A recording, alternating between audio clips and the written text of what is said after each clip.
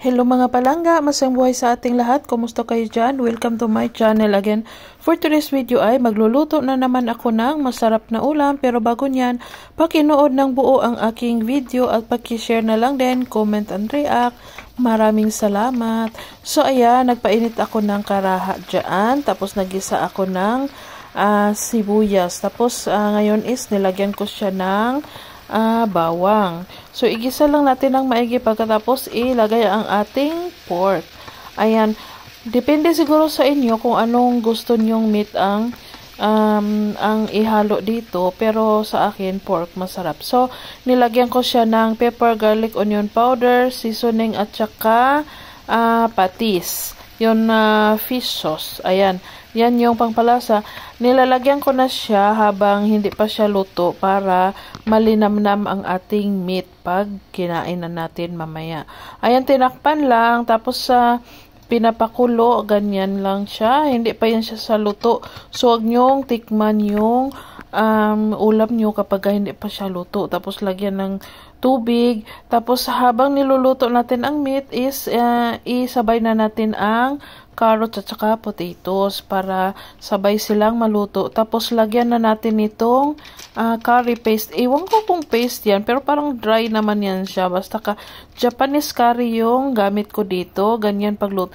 Nakakita kasi ako ng Japanese dati na nagluto ng ganito. Tapos, ganyan ang ginagawa niya. So, ginaya ko na lang din.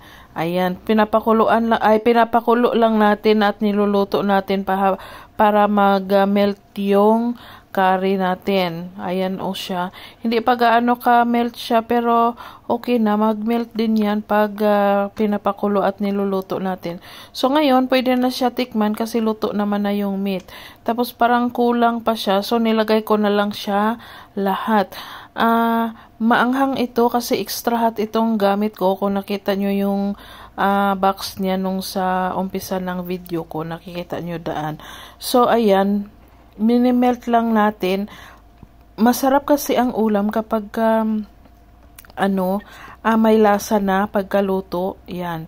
So ayan, luto na ang potatoes at saka carrots. So ang last nating ilagay ay ang button mushroom. Button mushroom palang tawag dyan.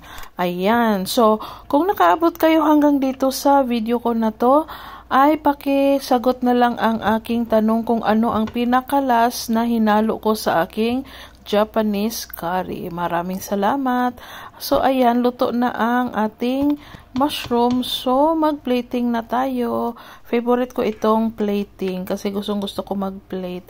Ayan, rice topping siya. Ganun kasi yung kumain ako nito dati. So, ginaya ko lang kung ano yung na-experience ko. Ang sarap ng sauce niya sa kanin. I-try nyo. Huwag nyo masyadong i-reduce yung sauce niya. Damihan nyo ng konti. Ayan. So, ayan na ang aking dinner. Sana'y nagustuhan nyo ang video ko for today. Thank you for watching.